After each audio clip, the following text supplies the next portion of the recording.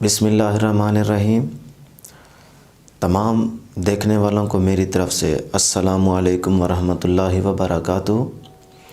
और video start करने से पहले मेरी तमाम उन दोस्तों से गुजारिश है जिन्होंने मेरे चैनल को सब्सक्राइब नहीं किया वो ज़रूर चैनल को सब्सक्राइब करें और साथ ही बेल आइकन ज़रूर क्लिक करें ताकि आने वाली वीडियोस के अबाउट उनको अपडेट मिलती रहे। तो जैसा कि मैंने पहले एक वीडियो में डिस्कस किया कि हमारा जो ज़्यादातर फोकस होगा फ़िज़िक्स को डिस्कस करने का वो एफएससी पे रहेगा।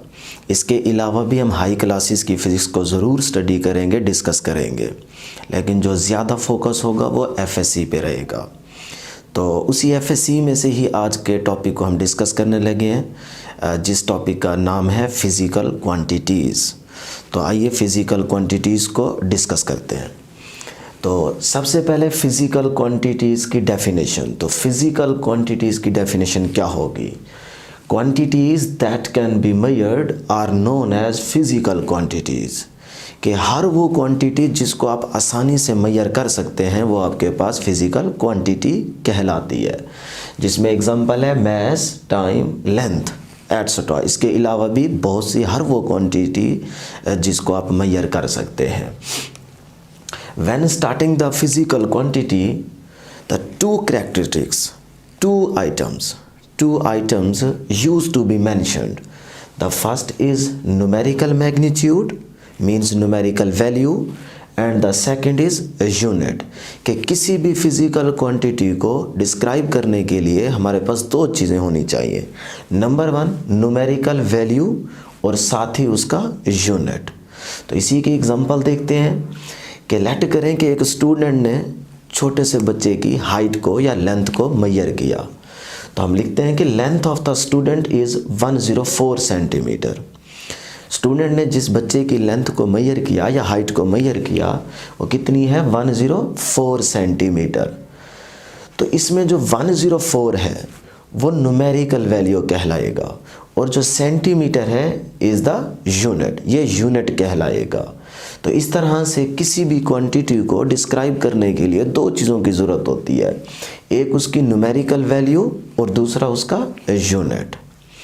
इसी पे कंडीशन लगाते हैं कि इफ़ क्वांटिटी इज़ कांस्टेंट। अगर क्वांटिटी कांस्टेंट हो तो फिर क्या होगा? फिर इसका मतलब यही बनता है कि एन यू जो है मतलब numerical value and the unit का जो प्रोडक्ट है वो भी क्या रहेगा? कांस्टेंट रहेगा। तो अगर एन यू कांस्टेंट रहे तो इसका बड़ा सादा सा मतलब बनता है कि जो एन है वो इन्वर्सली प्रोपोर्शनल होगा यू के। कि अगर एन की वैल्यू इंक्रीज होगी तो यू की वैल्यू डिक्रीज होगी। तो इसी चीज़ की हम एक एग्जांपल लेते हैं, इसको हम डिस्कस करते हैं एक एग्जांपल में कि इफ़ अगर L1 is equal to 2 kilometre and L2 is equal to 2000 metre. तो इसमें जो L1 की लेंथ में जो 2 है ये न्यूमेरिकल वैल्यू है और इसमें जो L2 में 2000 है ये न्यूमेरिकल वैल्यू है। तो अगर दोनों का कंपैरिजन किया जाए तो L1 की न्यूमेरिकल वैल्यू स्मॉल है, L2 की जो न्यूमेरिकल वैल्यू है वो लार्ज है। इसी के साथ देखें L1 में अगर न्यूमेरिकल वैल्यू स्मॉल है तो उसका यूनिट क्या है? लार्ज। यूनिट क्या है? लार्ज। अगर L2 में न्यूमेरिकल वैल्यू लार्ज है तो यूनिट क्या है? स्मॉल। तो वही मतलब बन गया कि n इन्वर्सली प्रोपोर्शनल है u के।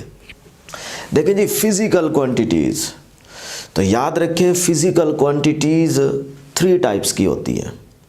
नंबर 1 बेसिक क्वांटिटी या base quantity, number 2 derived quantities, number 3 supplementary physical quantities. Supplementary physical quantities basic quantity कौन सी होती हैं? बेसिक क्वांटिटीज़ या बेसिक फिज़िकल क्वांटिटीज़ 7 होती हैं। ये हमने 9th क्लास में भी पढ़ के आए हैं कि जो बेसिक फ़िज़िकल क्वांटिटीज़ होती हैं वो 7 होती हैं, जिसमें हमारे पास करंट है, टेम्परेचर है, लेंथ है, मैस है, टाइम है, अमाउंट ऑफ सब्सटेंसेस है, इंटेंसिटी ऑफ द लाइट है। इससे आगे जी डिराइव्ड क्वांटिटीज़। तो डिराइव्ड क्वांटिटीज़ में हमने देखा कि वेरी लार्ज इन नंबर, जिसमें हमारे पास फोर्स भी है, वर्क भी है, इसमें टॉर्क भी होगा, एक्सेलरेशन भी होगा, वेलोसिटी भी होगी, इससे रिलेटेड और भी बहुत सारी आप क्वांटिटीज़ को डिस्कस कर सकते हैं। इसमें याद रखें यहाँ पे जो वर्क है और टॉर्क, इनको हम डिराइव्ड क्वांटिटीज़ में मेंशन नहीं करते। अब इसका हरगिज़ मतलब ये नहीं है कि ये डिराइव्ड क्वांटिटीज़ में इंक्लूड नहीं होती, ये टॉर्क और वर्क भी डिराइव्ड क्वांटिटीज़ में इंक्लूड होती हैं। और याद रखें यहाँ पे टॉर्क और वर्क, इनका यूनिट डिफरेंट होता है। वर्क के लिए हम लोग जूल यूज़ करते हैं और टॉर्क के लिए हम न्यूटन मीटर यूज़ करते हैं। अगर इसको ज़्यादा हम आगे सिंप्लीफाई करें तो फिर इनका यूनिट क्या आ जाता है, एक दूसरे के इक्वल। तो इनका यूनिट डिफरेंट होगा, डायमेंशन सेम होगी। और वर्क का हम जूल इसीलिए यूज़ करते हैं क्योंकि work is a scalar quantity. तीसरे नंबर पे आता है जी सप्लीमेंट्री फिजिकल क्वांटिटीज़। तो याद रखें सप्लीमेंट्री फिजिकल क्वांटिटीज़ दो होती हैं। कितनी? दो फिजिकल क्वांटिटीज़ होती हैं। सप्लीमेंट्री फिजिकल क्वांटिटीज़ दो होती हैं। नंबर 1 सॉलिड एंगल और number 2 plane angle. Solid angle और प्लेन एंगल ये सप्लीमेंट्री फिजिकल क्वांटिटीज़ होती हैं। सॉलिड एंगल 3 डायमेंशनल और plane angle 2 dimensional. Solid angle का जो यूनिट होगा वो स्टीरेडियन होगा और प्लेन एंगल का यूनिट रेडियन होगा। तो इसी से रिलेटेड चंद एक एमसीक्यूज़ को डिस्कस कर लेते हैं। पहला एमसीक्यूज़ है जी, स्टेटमेंट रीड करते हैं, in SI numbers of physical quantities are. Statement को रिपीट करने लगा हूं, in SI numbers of physical quantities are, के फिजिकल क्वांटिटीज के नंबर्स क्या होंगे, फिजिकल क्वांटिटीज के नंबर्स क्या हैं, A2, B3, C7 या D इनफिनाइट। तो अक्सर स्टूडेंट्स स्टेटमेंट को देखते ही 2 सेलेक्ट करते हैं। उनके माइंड में क्या चल रहा होता है कि 9th क्लास में पढ़ा था कि फिजिकल क्वांटिटीज़ 2 टाइप्स की होती हैं, base quantities and derived quantity. तो आपने स्टेटमेंट को अंडरस्टैंड करना है, यहाँ पे ये नहीं पूछा गया।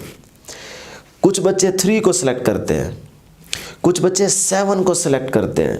7 को क्यों सिलेक्ट करते हैं? क्योंकि उनके माइंड में होता है कि बेसिक फिजिकल क्वांटिटीज 7 होती हैं। अब वो यहाँ पे गलती कर जाते हैं कि यहाँ पे बेसिक का वर्ड तो है ही नहीं। उनके माइंड में होता है कि बेसिक फिजिकल क्वांटिटी 7 होती हैं, लेकिन यहाँ वो भूल जाते हैं देखना। तो इसीलिए आपने पहले स्टेटमेंट को अंडरस्टैंड करना है, गौर से देखना है कि स्टेटमेंट में क्या लिखा हुआ है। इन SI numbers of the physical quantities, अगर इसमें होता कि फिजिकल क्वांटिटीज कितनी टाइप्स की होती हैं तो फिर आप 3 सेलेक्ट करते। अगर होता कि सप्लीमेंट्री फिजिकल क्वांटिटीज कितनी होती हैं तो फिर आप 2 सेलेक्ट करते। अगर यहां लिखा होता बेसिक फिजिकल क्वांटिटीज कितनी होती हैं तो फिर आप 7 को सिलेक्ट करते। यहां लिखा हुआ है कि फिजिकल क्वांटिटीज के नंबर्स क्या हैं तो वो इनफिनाइट होते हैं। तो यहां पे जो बेस्ट ऑप्शन है वो क्या है, इनफिनाइट। तो यहां से आपको एक स्टेटमेंट से 3-4 एमसीक्यूज मिल गए हैं, ये आपने याद रखने हैं। दूसरा क्वेश्चन है जी, which of the following is a supplementary physical quantities. Repeat करता हूं, which of the following is a supplementary physical quantities, के सप्लीमेंट्री फिजिकल क्वांटिटीज इनमें से कौन सी हैं। Number A radian, number 2 steradian, number C both A and B, radian and steradian दोनों होंगी, या डी नन। तो इसमें जो बेस्ट ऑप्शन है वो नन है। क्यों, उसकी वजह सुन लें। देखिए यहां पूछा गया है सप्लीमेंट्री फिजिकल क्वांटिटीज। अक्सर स्टूडेंट्स क्या करते हैं कि सप्लीमेंट्री फिजिकल क्वांटिटीज के पूछने पे वो रेडियन एंड स्टेरेडियन लगाते हैं, क्योंकि उनके माइंड में होता है कि रेडियन एंड स्टेरेडियन जो है वो सप्लीमेंट्री फिजिकल क्वांटिटीज होती हैं। देखिए यहाँ पूछा गया है सप्लीमेंट्री फिजिकल क्वांटिटीज, यूनिट नहीं पूछे गए। पीछे हम डिस्कस कर चुके हैं कि सप्लीमेंट्री फिजिकल क्वांटिटीज दो होती हैं, solid angle and plane angle. Radian and steradian तो इनके यूनिट्स होते हैं। तो यहाँ पे सप्लीमेंट्री फिजिकल क्वांटिटीज को डिस्कस किया जा रहा है, तो इसीलिए जो हमारे पास बेस्ट ऑप्शन होगी वो डी होगी। डी जो है वो हमारा ठीक आंसर होगा। तो note, radian and steradian are units not physical quantities. ये फिजिकल क्वांटिटीज नहीं है। बहुत बच्चे इसमें कंफ्यूज रहते हैं, तो आपने इसको नहीं भूलना, याद रखना है। इंशाल्लाह नेक्स्ट वीडियो में हमारी दोबारा मुलाकात होगी। आज के लिए इतना ही। दुआओं में ज़रूर याद रखिएगा। अल्लाह हाफिज़।